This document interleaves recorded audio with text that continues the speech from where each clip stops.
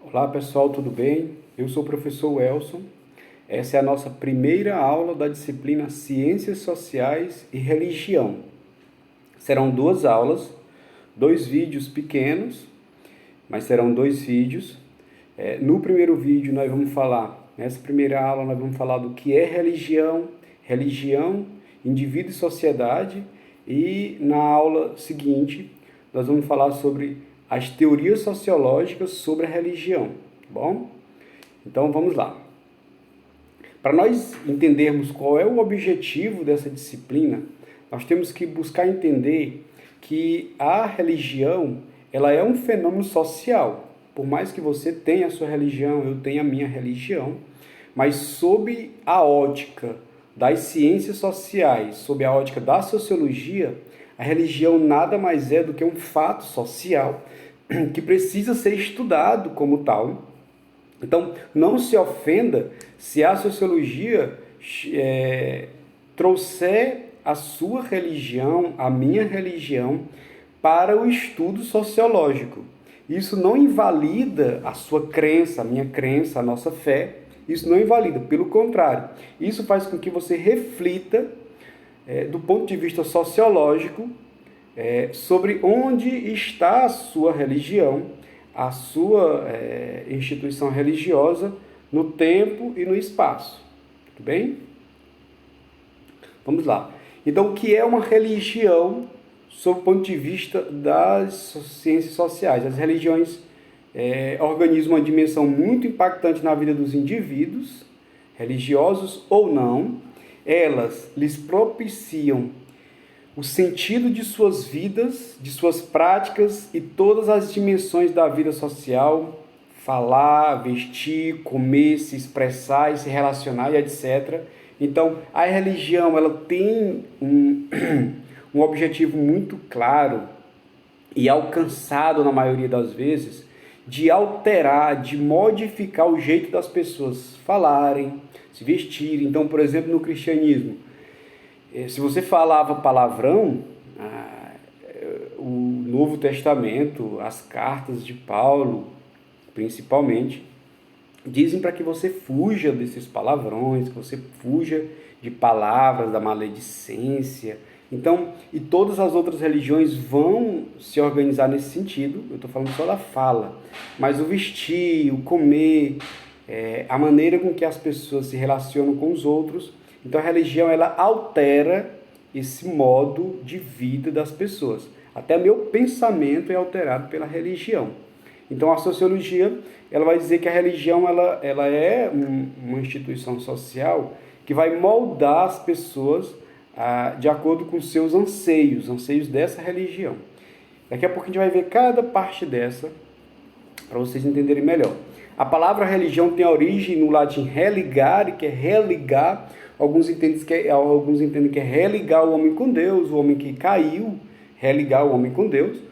Mas a sociologia entende que religar é unir as pessoas, reunir as pessoas em torno de algo comum, profundamente relacionado à crença e às práticas do grupo. Então, religar significa isso para a sociologia, que é ligar aqueles que estavam desligados.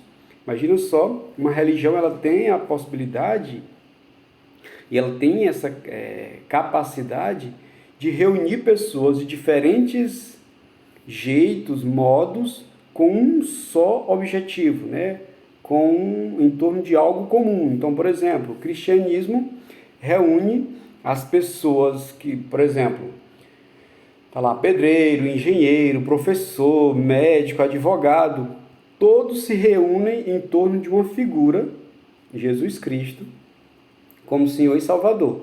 Então, nesse sentido, a sociologia olha e ela entende a religião como algo benéfico, para reunir pessoas diferentes em torno de algo comum, né? Mas não só benéfico do ponto de vista social, mas também poderoso para um algo comum que é Jesus, no caso do cristianismo, reunir pessoas que pensam completamente diferentes uma da outra.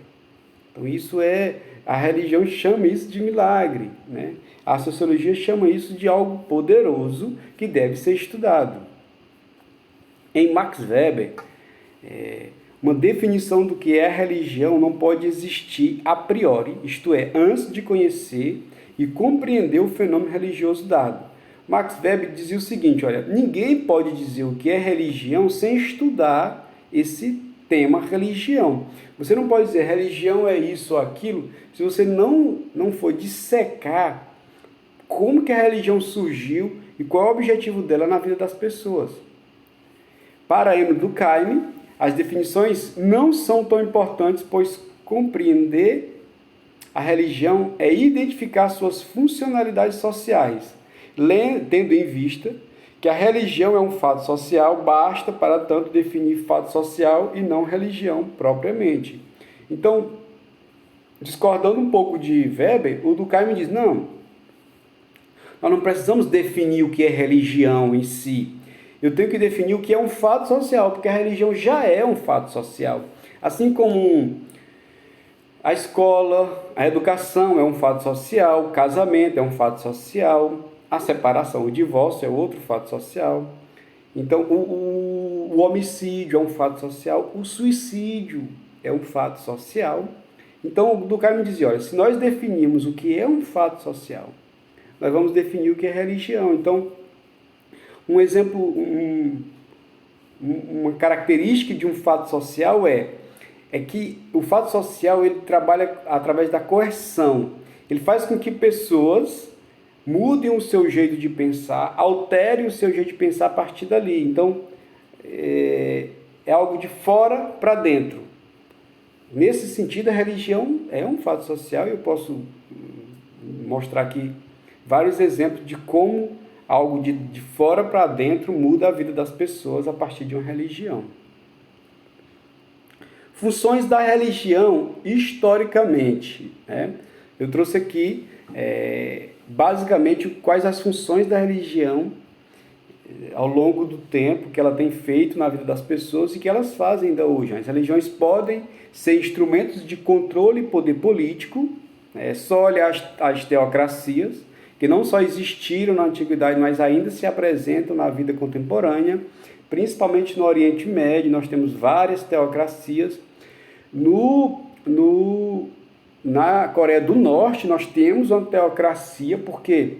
Porque o líder da Coreia do Norte ele é uma representação divina, não de Deus, todo-poderoso, Jeová, não.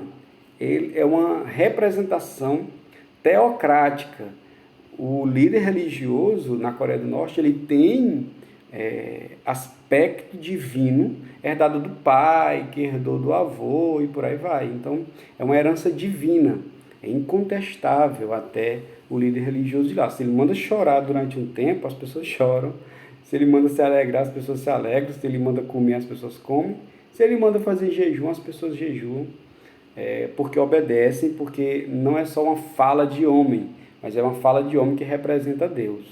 Então, a religião ela é um instrumento muito grande de fazer com que as pessoas ajam e pensem de determinada forma, e quando isso é trabalhado no macro, quando isso é maximizado em uma sociedade, se torna até perigoso.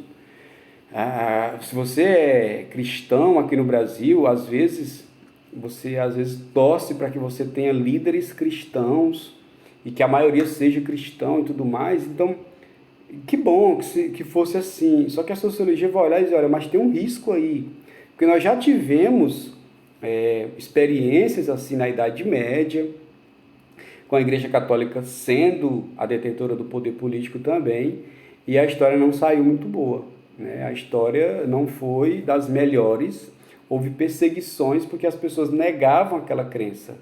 Então, a religião, principalmente o cristianismo, ele não pode ser imposto, ele precisa ser exposto e a pessoa se sentir à vontade para aceitar aquilo ou não. Se eu imponho, ela perde a base do cristianismo, que é o amor. Se eu não vou por amor, não vale. Se você não ajuda o outro por amor, não vale. A gente vai ter uma disciplina que fala sobre a solidariedade também na religião, mas se você faz qualquer coisa no cristianismo que não seja por amor, está inválido. Então, se eu tenho um governo que também tem os seus aspectos religiosos, cristãos, vamos dizer assim, e ele quer impor coisas para os outros que não são cristãos, você perde a ideia do cristianismo, a essência do cristianismo.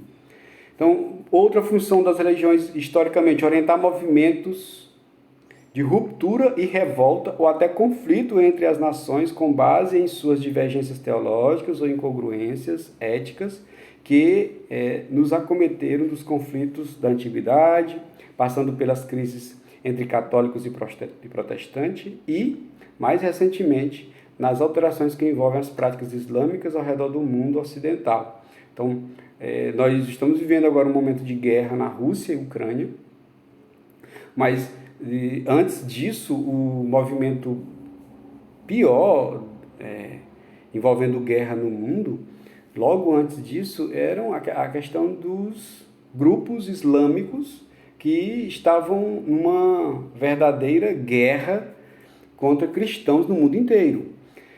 E encontrou os Estados Unidos como seu principal representante, o representante dos cristãos, vamos dizer assim, da ideia ocidental, do cristianismo, e já travam durante décadas guerras locais, invasões e etc. Então, a religião, ela tem servido também para isso. Todas as religiões, em alguma medida, se preocupam em esclarecer para seus adeptos o problema da morte e o que ocorre depois dela, e se há algo.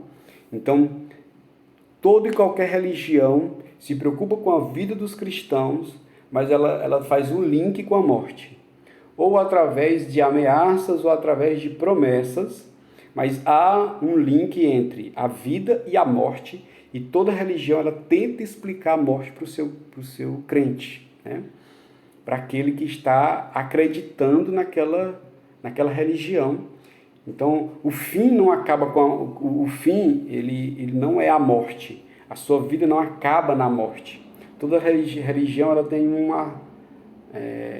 algo que vem depois da morte, e isso é extremamente poderoso, porque você não é só sujeito àquela prática religiosa pensando na vida, mas você é sujeito também pensando depois dessa vida. O cristianismo faz isso muito bem, e aqui eu não estou criticando nenhuma religião, viu? Não é a função aqui da disciplina. A função da disciplina é expor o que acontece em toda religião. Você que faz parte de uma, você sabe disso. Os adeptos creem em algo que se estruturou como informação sobre o mundo vivido e o mundo sobrenatural, isto é, o mundo que está sobre o natural, o humano. É assim que se estrutura a fé, os mitos e os rituais. Então, todo religioso, todo crente, alguém que professa uma fé, ele tem informações desse mundo, mas tem informações também do mundo vindouro, que faz dele um praticante para adquirir esse mundo. Pode-se dizer, portanto, que a religião aparece na história quer como força que sustenta, quer como força que abala o mundo. O próprio Jesus, quando ele veio, há 2000 anos atrás, mais um pouquinho, ele disse: olha, eu não vim trazer paz, eu vim aqui confrontar esse mundo, porque se ele veio chamar as pessoas para o arrependimento, como é que as pessoas iam se arrepender se ficassem felizes em ouvir o que ele tinha a dizer? As pessoas só podiam se arrepender através de um confronto. Então ele veio confrontar. Então Jesus não veio guerrear para conquistar esse mundo. Ele disse: meu reino não é daqui, meu reino é de outro mundo. Mas ele veio dizer para as pessoas que vivem nesse mundo que existe outro reino, e que para as pessoas chegarem nesse outro reino, elas têm que abdicar de coisas desse mundo que estavam condenando essas pessoas. Então essa é a ideia. Então, seja para trazer paz, seja para trazer conforto, seja para trazer guerra, a religião tem sido usada para esses dois caminhos aí, ao longo do tempo. Então nós vemos agora a religião e indivíduos, né? Religião, indivíduo e sociedade. Então, como que a religião se relaciona com os indivíduos e como que a religião se relaciona com cada indivíduo, né? Então, as religiões constroem espaços sagrados, toda religião constrói seu espaço sagrado. A religião possui espaços que criam dimensões pelas quais se separa o mundo comum do dia a dia das coisas mundanas, de outras coisas que passam por um processo de purificação, limpeza e sacralidade que desenvolvem uma dimensão que está chamada de sagrada, né? Que será chamada de sagrada. Então, há espaços sagrados construídos pela religião, e ao construir esses espaços sagrados, eu digo quais são os outros espaços que não são sagrados. Porque só existe espaços sagrados se existirem outros que não são. Então, a religião ela faz essa diferença, ela divide o que é sua vida do dia a dia, das coisas mundanas, e o que tem de sagrado para ser trabalhado. O espaço sagrado pode ter ou não uma dimensão material, pode ter ou não uma aparência física, pode ter ou não uma durabilidade. Claro que há igrejas que constroem templos magníficos, outras igrejas constroem tendas, outras religiões constroem não algo permanente, mas passageiro, então vamos para cima do monte, vamos para outro lugar. Então, sacraliza determinados espaços, mas não permanente, né? Mas sempre haverá a constituição de um espaço sagrado no qual a prática religiosa se desenvolve, isto é, importante, pois é comum que se avalie a qualidade de uma religião qualquer por suas estruturas visíveis, templos, maioria das vezes. Então, não olhemos para uma religião baseada no seu templo, no tamanho do seu templo, mas sim baseadas, ao olhar tem que ser baseado em como são feitos os seus templos, né? São permanentes? Por que não são permanentes? Eles são templos de uma dimensão material ou imaterial? Mas há religiões que não há templos, né? Em que não há templos, ou o templo é construído simbolicamente pelo indivíduo. O próprio cristianismo, em determinada passagem do Novo Testamento, ele fala sobre nós sermos templos do Espírito Santo. E algumas pessoas, os chamados hoje de desigrejados, eles se aproveitam desse conceito para dizer que não precisam ir para a igreja. Mas lá no mesmo Novo Testamento, fala sobre a ideia de congregar, as pessoas se congregarem em um determinado templo, em um determinado local, né? Não é que o local seja decisivo na vida de um cristão. Não é isso. Mas é importante saber que também essa ideia do corpo ser um templo faz com que as pessoas imaginem de forma simbólica que é um templo do Espírito Santo, ou um templo que pode ser usado como igreja. Religiões orientam as vestimentas de seus adeptos, então a religião interfere no modo como as pessoas se vestem, né? Isso é fato, você sabe disso. Todas as religiões, em alguma medida, umas mais, outras menos, orientam como seus membros devem se vestir. Então, você percebe, às vezes, uma pessoa que é de uma religião apenas a sua roupa, né? Então, assim, um pastor protestante, um pastor evangélico, geralmente, você o encontra vestido num terno, gravata, um paletó ali. E as mulheres, se forem de uma igreja um pouco mais tradicional, com roupas mais longas, cabelos compridos, né? Então, as vestimentas orientam toda uma linguagem simbólica em torno dos valores de um grupo e criam um sistema de identificação e de pertencimento, tanto de aspectos socioeconômicos, quanto das funções sociais desempenhadas no espaço social, quanto de uma série de dimensões de estados sociais. Então, assim, olhando a grosso modo para as vestimentas de uma pessoa, sem ela ser religiosa, eu posso imaginar de qual grupo social ela faça parte, mesmo que eu me engane às vezes, encontre uma pessoa mal vestida e faça parte de outro grupo social que não é aquele que eu imaginei, ou o contrário também. Mas, trazendo para a religião, esse símbolo, ele diz quem a pessoa é. Não é que a pessoa que está vestida naquela roupa seja mais santa do que as outras. É porque, como a religião obriga, faz com que você identifique. As vestimentas servem, e há religiões que não obrigam, só orientam. As vestimentas servem para cobrir as partes do corpo, de acordo com a ética definida pela crença. Então, há religiões que dizem, olha, mostrar o joelho, a mulher mostrar o joelho não é bom, então a saia tem que ser abaixo do joelho.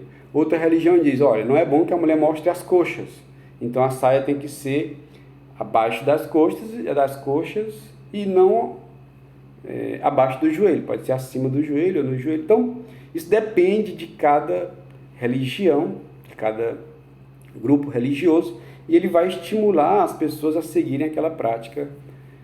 Às vezes as vestimentas têm serventia ritualística, né? Então, às vezes, como o candomblé e outras religiões de matriz africana, as roupas fazem parte daquilo ali. Então, até no cristianismo, o batismo, às vezes, na hora do batismo, veste-se uma roupa diferente para aquele ritual, né?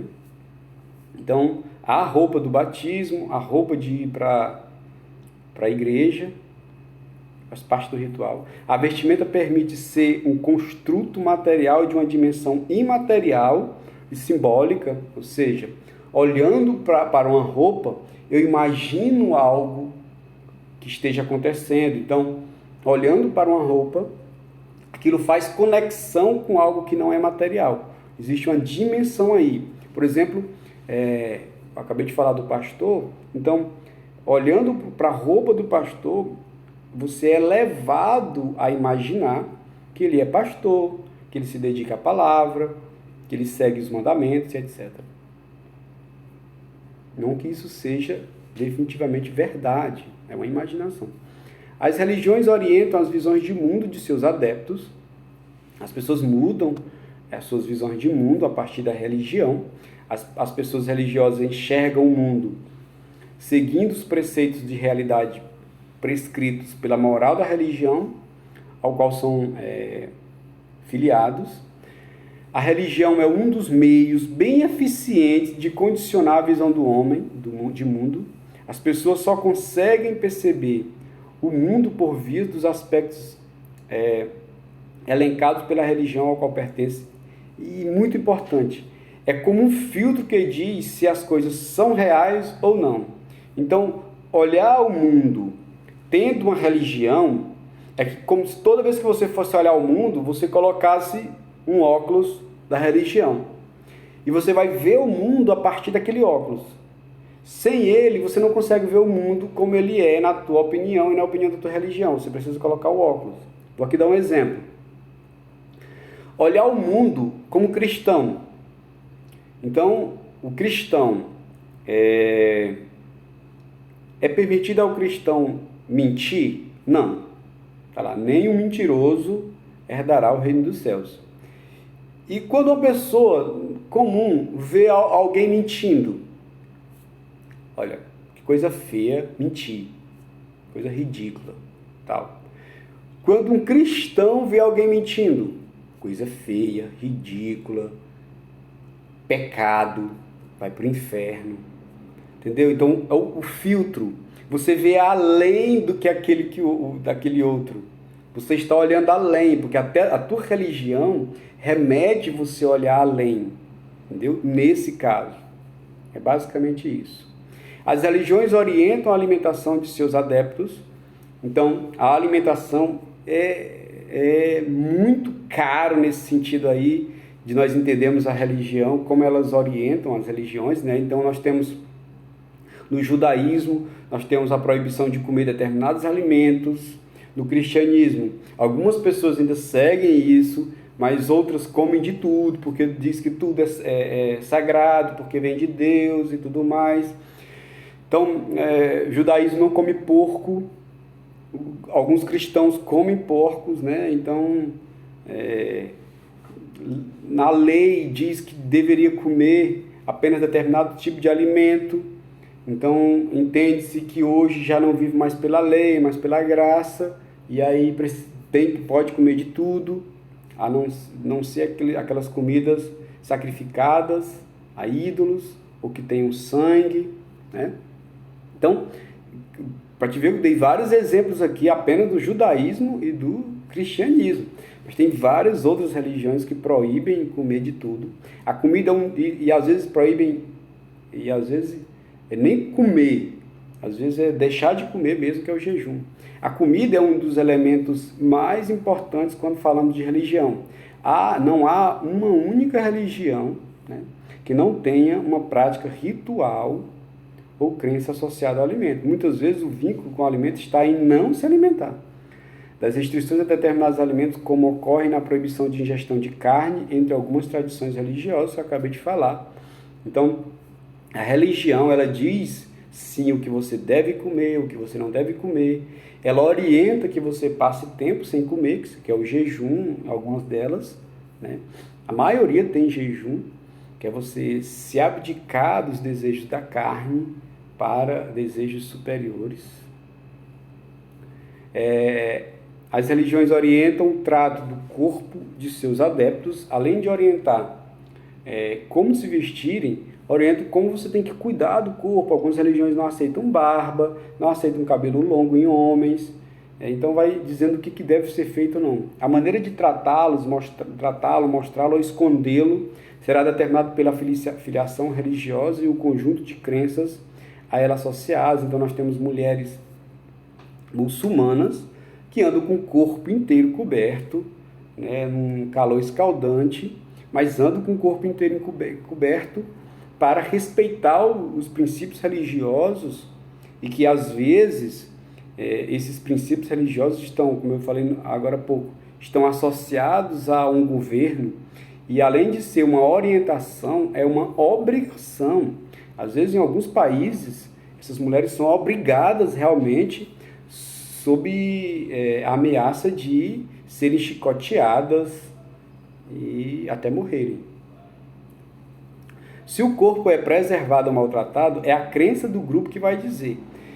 Então, às vezes, em algumas religiões, há o sacrifício, o autossacrifício, a automutilação, em nome desses princípios religiosos. Alguns cristãos praticam isso como uma oferenda, praticam isso como promessa. Imagina só, um católico faz uma promessa a um determinado santo e promete que, se aquilo for realizado na sua vida, ele vai andar de joelho tantos quilômetros, ou vai carregar uma cruz tantos quilômetros. Ele está maltratando o seu corpo, ele está sacrificando o seu corpo em nome daquela promessa que ele fez.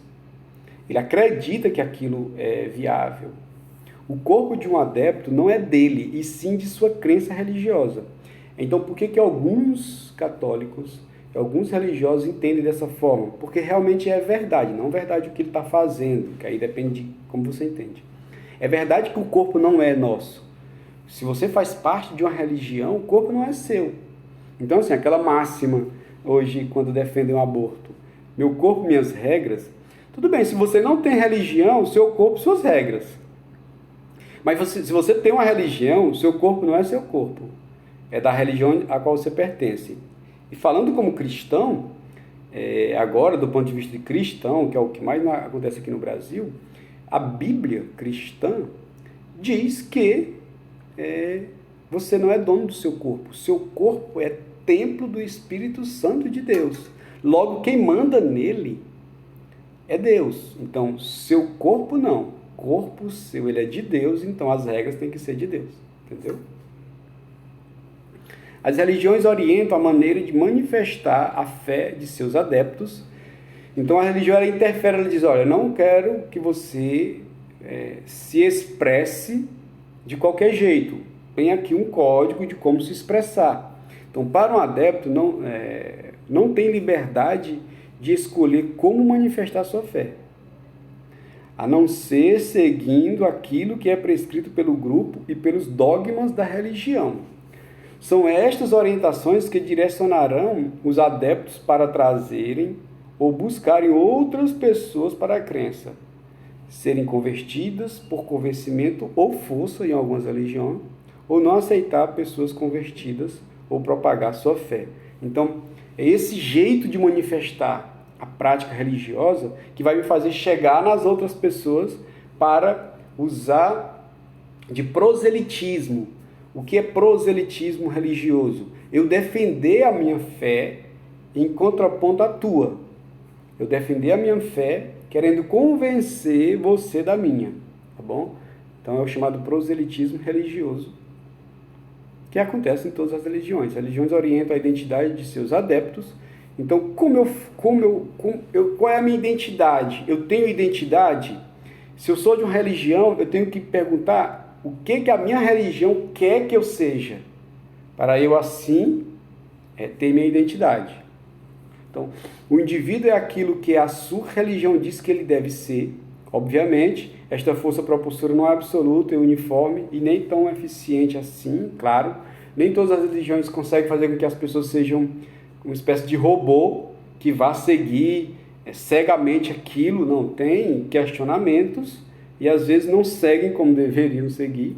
Os indivíduos conseguem ter algum tipo de autonomia, principalmente quando assumem os cargos e funções que lidam com o sagrado, como sacerdócio e tudo mais. Então, claro, quando você assume uma posição, você pode interpretar o texto religioso, no caso do cristianismo, a Bíblia, e entender que aquilo não é mais necessário para os dias de hoje e que você pode pensar de outro jeito, pode fazer de outro jeito.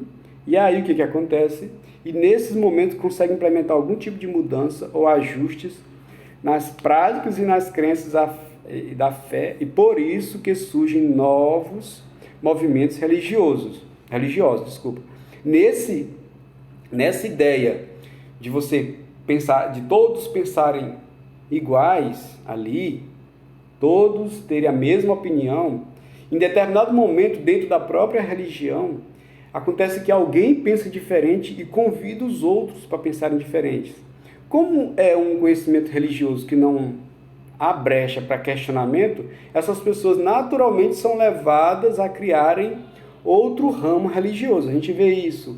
A gente viu isso com o catolicismo, que vieram os protestantismo, os protestantes, e dentro do protestantismo, milhares de religiões, de sub-religiões ou de segmentos diferentes do próprio cristianismo, né? Porque houve o questionamento dentro daquilo. Quando essas mudanças são aceitas em grande medida pela comunidade, vemos alterações significativas na estrutura de um grupo. Por exemplo, o grupo mais antigo de protestantes que nós temos no Brasil, mais antigo não, o maior, ainda é a Assembleia de Deus, né? Mas dentro da Assembleia de Deus tem várias Assembleias de Deus. Mas o que eu quero falar não é isso. A Assembleia de Deus, na década de 80, era bem diferente de hoje. Então, assim, década de 70, 80, não era permitido nem as pessoas assistirem TV. Hoje, a própria Assembleia de Deus usa a televisão para ministrar a palavra de Deus. Né? Então, olha como mudou.